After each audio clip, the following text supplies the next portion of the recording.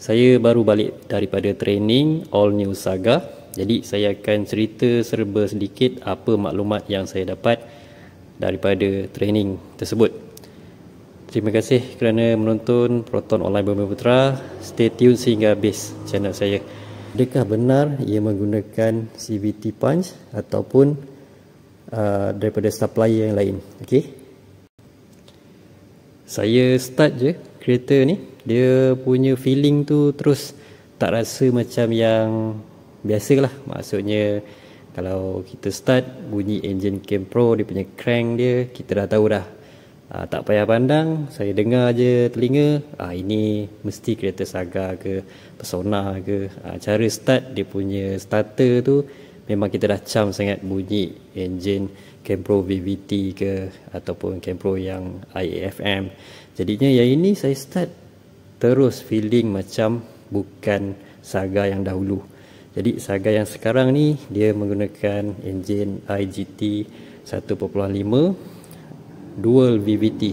Jadi yang ini seperti yang di media bagi tahu, anda boleh tengok dia punya spesifikasi, dia punya torque 150 Nm of torque, dan dia punya horsepower 100 berapa? Saya pun dah lupa dah angka tu, tengah-tengah malam ni saya buat video ni. Jadi yang itu saya tak nak sentuh lebih lanjut tentang enjin ni, saya rasa anda semua dah tahulah. Jadi saya nak sentuh tentang dia punya aircon, kompresor, dia punya transmisi yang baru, lepas tu apa lagi, itulah.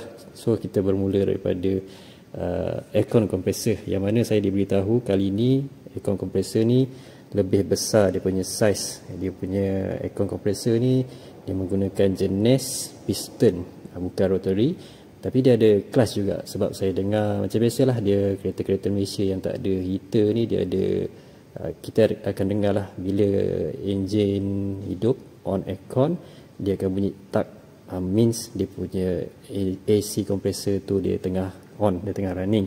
Dia tak balancekan dia punya suhu tu menggunakan heater seperti kereta-kereta yang luar negara ada heater, tapi kereta tempatan ni tak ada heater.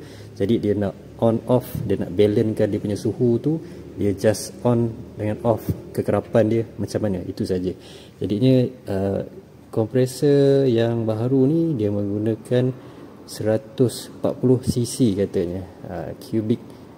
Cubic punya, yalah, dia dalam internal tu sama juga macam engine kan, dia gunakan istilah cc, dia punya capacity dia, cubic capacity ke, betul ke saya kata ni? Okey, jadi yang baru 140 cubic capacity, yang lama 86 tak silap saya. Jadi dia lebih sejuk lah kalau ikutkan. Yang baru ni dia lebih padu lagi, dia punya kesejukan dia mencecah. Ada angka yang disebut, saya pun dah lupa, saya nak kena tengok balik saya punya nota tu. So dalam 15 ke ataupun 10 tak silap, lebih sejuk jauh daripada yang dahulu. Sebenarnya yang aircon MC2 yang dahulu sebenarnya tak adalah sejuk mana kalau nak dibandingkan dengan ada kereta lain, bukan Pro 2. Kalau Pro 2 still memang kalah dengan Proton punya kesejukan aircon. Tapi sebenarnya aircon Proton yang generasi baru ni bagi saya dia tak berapa betul-betul sejuk berbanding aircon Proton generasi yang lama, yang mana sebab mungkin yang terbaru, bukan terbarulah, yang sejak Geely masuk dia dah menggunakan cabin filter yang lebih tebal, N95 cabin filter tu. Dia terlalu tebal, jadinya dia punya kesejukan tu saya rasa kurang sedikit untuk kereta Proton generasi baru. Tapi yang ini saya tak cuba lagi dia start pada waktu tengah hari, masa tengah berjemur lah. So nanti saya akan bagi review yang lain nanti untuk yang pasal aircon. Jadinya itu memang kali ini memang dah betul-betul confirm lebih sejuk berbanding kalau Pro 2, yang mana Pro 2 menggunakan saiz aircon kompresor yang lebih kecil lagi. Jadi sebab tu secara tak langsung dia punya bebanan enjin tu lebih kurang berbanding yang aircon kompresor yang menggunakan yang besar punya saiz. Dia nak bawa aircon kompresor tu lebih berat lah. Okey, tapi enjin yang baru ni dia tak lagi menggunakan tak combinekan lagi dengan power steering yang hidrolik. Jadi sekarang ni dah menggunakan electric power steering. Bukan itu saja, dia dah menggunakan water pump elektrik juga. Dulu dia dibawa oleh tali sawat, enjin kena pusingkan dia punya water pump, barulah itu yang menyebabkan ada bebanan pada enjin. Jadi itu yang menyebabkan enjin yang dahulu tu dia kurang efisien berbanding enjin yang sekarang yang moden ini. Sebab dia banyak diambil alih tugas oleh electronic component. Dari segi kesenyapan dia punya NVH, dia ada improvement juga disebabkan yang dia punya kompresor yang lebih senyap. Saya diberitahu macam itulah. So berbanding dengan kereta lama, dia kata dalam 4 desibel lebih senyap semasa idling. Itu yang saya diberitahu lah. Kalau idling, saya rasa betul jugalah, ada logiknya. Saya dengar masa idling pun kereta ni dia punya aircon operating noise tu dia tak berapa dengar lah. Dia punya bunyi tak apabila engage kompresor aircon tu kan. Yang lama tu memang obvious sangat lah. Bila masa dia on aircon tu dan dia shut off aircon, dia dengar dia. Tapi yang ini dia kurang dengar, susah sikit saya nak tangkap kalau semasa engine hood depan ni ditutup lah. Jadi anda kena alaminya sendiri nanti masa pandu uji. Nanti boleh WhatsApp saya untuk temu janji pandu uji kereta Saga baru ni bila dah bermula. Kenapa engine ni lebih efisien? Sebab dia menggunakan Atkinson cycle, yang mana biasanya auto cycle. So Atkinson cycle ni biasa akan ada pada yang ini dia punya just punya setup lah. Kereta hybrid biasanya dia pakai Atkinson cycle. Dia tune Atkinson ni, dia just nak tune ke arah lebih kepada penjimatan daripada kuasa. Jadi dia punya cara dia punya intake valve tu dia akan lambat, dia akan panjangkan sikit, lama sikit dia terbuka, supaya dia nak adjust dia punya compression ratio ke macam itulah. Jadi itu sebabnya kenapa enjin ni dia walaupun cc besar tapi dia jimat dia punya minyak. Dia punya kecekapan penggunaan bahan api lah, senang cerita. So itu antara salah satu sebabnya. Lagi apa sebab dia kenapa yang enjin ini dia lebih senyap berbanding yang enjin yang lama lah. Enjin yang Campro BBT tu kita tak nak bandingkan dengan kereta lain, tapi dengan kereta Saga yang lama. So dia enjin ni disebabkan dia menggunakan dual mass flywheel. Itu pun salah satu sebab kenapa dia punya noise dan vibration, getaran dan bunyi dia lebih rendah. Salah satunya lah dari segi itu, bukan dari macam-macam faktor sebenarnya. Yang mana salah satunya antara tu adalah dual mass flywheel. Itu yang diberitahu semasa training lah. Dia ada persen dia, berapa persen yang diimprove berbanding yang kereta lama tu. Dan dia punya sekarang ni bukan timing belt lagi, dia menggunakan timing chain. Jadinya timing chain tu pun dia ada jenis-jenis dia. Yang mana kalau yang ini dia menggunakan two-third, dia macam gigi lah, dia macam bentuk bergigi. Yang mana yang biasanya kata trainer, kalau Beza ke Azia dia menggunakan macam roller chain, macam tu lah saya dengar tadi. Jadi disebabkan itu, dengan timing chain yang berbeza, dia lebih baik lah dia punya NVH. Noise sajalah, noise vibration untuk side engine. Cakap tentang dia punya transmisi CVT yang baru punya Saga ni, apa dia punya supplier, apa dia punya nama sebenar dia. Okey, semasa training saya diberitahu oleh trainer dia dibekalkan oleh sensitive ke apa, tak apa, nanti saya google benda ni, saya akan buat gambar, saya tepek gambar di video ni, jadi anda boleh tengok dan tengoklah dia punya nama supplier apa semua. Tapi bila saya belik balik di bahagian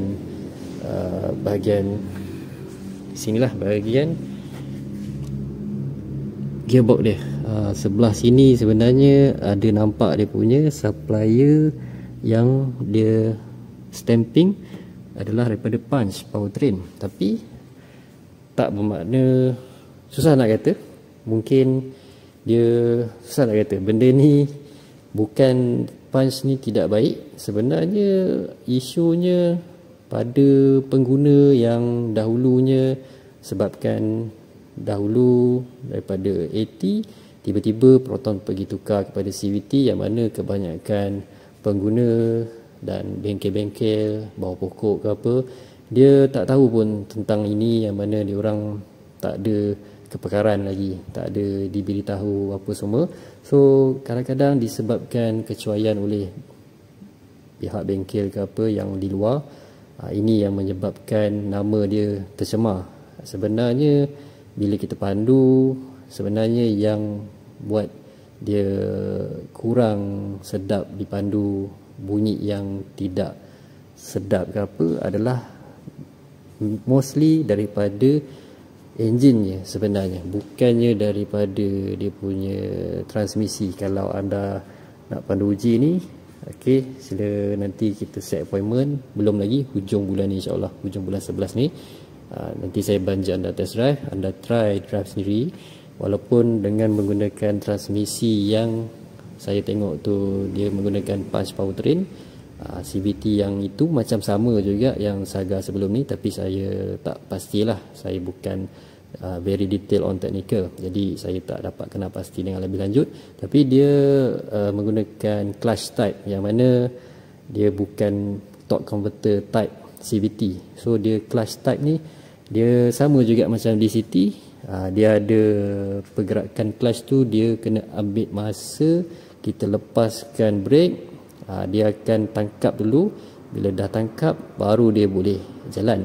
Dia bukan direct macam torque converter. Jadinya benda ni ada karakter macam DCT. Kadang-kadang anda akan rasa dia mengundur sedikit kalau tayar depan tu dia ternaik sikit dekat bonggol ke apa. Jadinya itu kadang-kadang itulah karakter clutch. Tapi clutch type CVT ni dia memang lagi efisien berbanding torque converter base CVT. Jadi ada kebaikannya, iaitu dia punya dari segi fuel consumption. Memang CVT ni sebabkan apa yang saya training tadi, dia nak lawan dengan fuel consumption Beza sebenarnya. Jadi nak tak nak dia kena buat juga untuk bagi match dengan fuel consumption Beza. So dia letakkan transmisi CVT juga supaya mudah ditala untuk dia punya torque, dia punya engine karakter dengan dia punya tuning CVT tu, untuk bagi mudah dia nak capai peak torque dia, torque yang paling tinggi lah. Jadi itulah sebab kenapa dia terpaksa guna transmisi CVT. Walau bagaimanapun, kalau anda memang tak nak transmisi CVT, anda boleh pergi ke variant executive dan standard, iaitu 480 lah. 480 ni memang dia tak efisien macam CVT, tetapi kalau untuk day to day drive, city drive, sebenarnya dia, bagi saya lah personally, dia lebih direct lah. Anda nak tekan minyak macam mana, tak nak pening-pening nak adapt macam mana nak drive CVT ataupun DCT tu. So yang ini dia lebih konvensional lah, yang mana siapa-siapa takkan rasa janggal sikit, siapa yang dah biasa bawa AT punya transmission punya kereta lah. Jadi siapa yang tak kisah sangat fuel consumptionnya kurang 0.2 liter over 100 km, tak banyak pun sebenarnya. So dia orang nak matching kan, sebenarnya kalau Saga dan Beza dia boleh pergi setiap kilometer tu hanya 10 sen. Itu saja dia punya reason nak pakai CVT. So yang untuk yang AT tu dia mungkin 11 sen per kilometer macam itulah. Tetapi untuk enjin lebih besar, dia punya kapasiti dia 1.5 ni dengan Beza, okey, kalau anda banyak idling, saya yakin memang Beza akan menang lagi lah. Contoh idling sejam tunggu anak keluar sekolah, lepas tu suka duduk dalam kereta ke apa. Kadang-kadang ada orang dia duduk dalam kereta, dia nak aircon je. Jadinya siapa yang jenis macam itu memang tak dia macam ni je, senang, tak boleh lawan hukum fizik, yang mana sisi enjin yang lebih kecil semasa idling dia akan confirm lagi jimat. Tetapi kalau dia dah start berjalan, time tu lah kecekapan enjin tu dia akan bersinar. Seperti yang inilah, yang mana enjin yang lebih berkuasa, lebih dia punya torque, dia punya fuel consumption boleh dikatakan sama seperti Beza, yang mana Beza adalah lebih ringan 100 lebih kilo berbanding kereta Saga ni. Saga ni dia punya curb weight 1 ton lah, 1010 kilo. Depend pada varian apalah. Tapi kalau Beza 900 lebih kilogram. So kat situ dah 100 kilo lari dia. Umpama 2 orang yang ringan masuk dalam kereta. Jadi anda kena ingat di situlah, yang mana kalau kita ikutkan secara hukum fiziknya, enjin yang ini lebih jauh dia punya kecekapan bahan api, sebabkan dia boleh memberikan kuasa yang lebih dengan minyak yang boleh dikatakan sama dengan Beza. Kalaulah enjin ni dipadankan dengan body Beza, saya rasa memang enjin ni akan dapat lebih penjimatan, lebih jimat lah berbanding enjin Beza yang sedia ada sekarang. Jika berat body kereta ni sama lah. Jadi dia tak boleh lawan Beza lagi dia punya fuel consumption, sebabkan berat kereta ni lebih berat. Itu saja. Bukan disebabkan enjin ni tak efisien, disebabkan kereta ni lebih berat. Jadi apa kelebihan kereta yang berat ni? Kita akan dapat dia punya keselesaan lah. Keselesaan ni bukan nak kata lambat penat, bukan nak kata tak penat, tapi dia lambat nak penat. Sorry, saya tengok video saya dia dah panjang, saya memang terlampau panjang, so kita cuba cut short sikit. Okey, yang lain kita tengok apa lagi. Jadi dia punya bateri, saya cek sebenarnya dia punya kapasiti dia sama saja, 400 CCA dia lah, CCA 430 ampere, sama juga seperti MC2. Dia punya rate kapasiti dia 45, sama juga dengan yang lama, walaupun saya tengok dia terlampau banyak elektronik punya stuff kan, tapi dia punya bateri masih menggunakan sama kapasiti lah, cuma dia punya terminal positif dengan negatif dia dah bertukar. Dia bertukar. Yang ini 46B24L positif di sebelah kiri, yang Saga lama DR. Itu beza dia. Dia punya fuse box, ECU, kotak udara, intake dia memang daripada depan juga. Dia tak ada lagi coolant yang di sinilah dia punya cover penutup dia kan, dia punya apa, alamak saya dah lupa dah malam-malam ni. Okey, dia punya spare tank, ini je yang ada. Jadi yang ini macam sama je yang macam yang lama. ABS, minyak untuk brake lah. Yang lain dia punya firewall, dia punya heat insulator, sebab dia punya intake daripada depan dah sekarang ni, intake di depan, exhaust di belakang lah, dia terus direct ke belakang menuju ke belakang dia punya exhaust lah. Kira yang ini design yang kereta-kereta moden lah kalau ikut kan. Jadi dia tak sama macam yang lama. Yang lama intake dekat belakang, yang ini di depan pula. So sebenarnya lebih mudah akses kalau ikut kan. Kalau tanya-tanya pemain, dia orang kata lebih mudah yang ini, walaupun kita tengok dia berselirat macam ini. Cuma dia tak ada cover sajalah. Cover ni adalah aksesoris yang tambahan yang mana dia boleh mount kat sini. Boleh lah kot anda nak tutup ke apa nanti, tak pasti sama ke tidak dengan S50 punya dia punya mount dia. Okey. So yang lain kita nak cerita tentang apa? Dari segi ketinggian, dia punya height, dia lebih tinggi. Jadi dia punya ground clearance, dia lebih tinggi dalam 7 cm tak silap saya. Saya tadi pergi training, ada angka dia mention, tapi saya tak dapat nak ingat ke semuanya. Comparekan dengan yang Saga yang lama, MC2 dengan all new Saga, yang ini lebih tinggi lagi depan dan belakang. Sekejap saya ambil pembaris. Okey, secara kasar sajalah kita ukur daripada atas ni sampai ke tayar. Kalau kita tengok yang bahagian hadapan ini dalam lebih kurang 3 inci. Kita pergi ke bahagian belakang, daripada bodi ke tayar ni lebih kurang 3,5 inci. Jom kita pergi ke Saga lama MC2.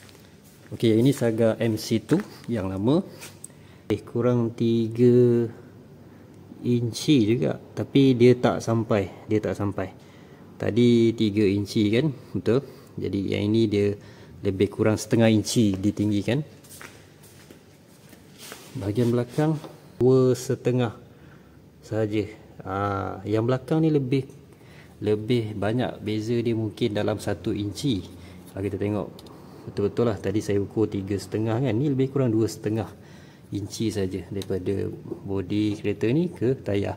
Itu secara kasar. Jadi selain itu, apa lagi yang Proton tambah baik pada Saga MC2 kali ini? Sebenarnya walaupun saiz disk yang sama, tetapi apa yang saya diberitahu pada training, dia menggunakan brake pad yang lebih besar dia punya permukaan. Jadi dia, tak silap saya, 2% lebih pendek dia punya jarak brake berbanding kereta yang lama MC2. Yang all new ni, dia punya saiz brake pad, bukan saiz brake pad sama sebab dia punya disk tu sama, cuma dia menggunakan permukaan brake pad yang lebih besar. Itu apa yang saya beritahu. Yang itu mungkin nanti pada masa tuan-puan nak tukar brake pad, mungkin kena perhatikan ini. Gunakanlah yang original sebab dia memang dibuat khas untuk Saga yang baharu.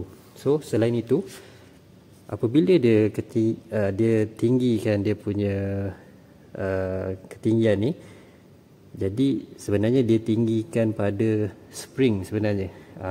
Dia punya spring, dia menggunakan spring yang lebih tinggi. Itu yang saya diberitahulah pada masa training. Ada dia punya angka dia yang lebih tepat, tapi sebelum saya nak buat video ni, saya tak study dulu. Saya just roughly cakap saja berapa agak-agaknya lah. Angka yang lebih tepat tu nanti mungkin saya akan buat satu lagi video. So stay tune. Saga generasi baru ni, dia memang chassis yang baru, cuma dia punya bentuk memang sama. Memang kalau kita tengok dia punya chassis number pun, Proton start balik daripada kosong. Tapi yang di showroom saya ni dah chassis yang unit ke 999 dah. Jadi yang baru ni dia ada 4 bahagian yang dikukuhkan. Jadi yang saya tahulah, di bahagian sini, kiri dan kanan lah. Lepas tu tulang atas ni daripada kiri dan kanan sama juga, dan di bawah ni daripada kiri dan ke sana tu. Dalam pintu pun ada dia punya bar, 4 pintu ni. Satu bar je lah, tak silap saya. Jadi itu 4 bahagian penting yang dia kuatkan untuk kerangka chassis yang baharu ni. Dia tak adalah all new sangat. Dia ada improvement juga dari segi kekuatan chassis. Sebab yang kali ni pun dia dapat 4 star. Dia 4 star, dia bukan 4 star yang protokol yang lama, protokol yang baru. Sebab tu dia punya penilaian dia lain. Untuk zaman sekarang ni, untuk nak dapatkan 5 star tu dia lebih ketat. Jadinya kalau dulu dia dicuba diuji ni, mungkin dulu, zaman dulu bolehlah dapat 5 star, tapi sekarang ni hanya dapat 4 star sahaja, 4 bintang sahaja maksimum dia. Variant standard ke? Anda nak tahu ke variant standard? Okey, beza dia punya head unit ni dia tak macam inilah. IHU dan dia punya meter panel untuk variant premium dan executive sama, kecuali variant standard dia punya meter sama seperti yang ini, tapi dia punya IHU ni dia sama macam Saga standard yang lama. Okey. Saga standard pun dah ada push start button, tapi dia bukan keyless. Dia punya kunci mesti saya rasa macam ni juga, cumanya dia tak ada button di door handle. Dia tak ada button di door handle untuk tanpa anda keluarkan kunci, terpaksa keluarkan kunci juga untuk variant standard lah. Dia variant premium pun tak ada tinted sekarang ni. Jadi siapa nak beli dengan saya, tak apalah, saya bagi anda percuma tinted, bukannya voucher. Siap pasang masa anda nak ambil kereta. Dan mungkin dashcam ke yang berguna lah, saya akan bagi yang benda-benda yang berguna, yang tak perlu membazir buang masa nak pergi kedai. Dua benda ni je biasanya yang macam dah jadi mandatory dah untuk sekarang, untuk pakai kereta lah. Jadi itu sajalah video saya pada kali ini.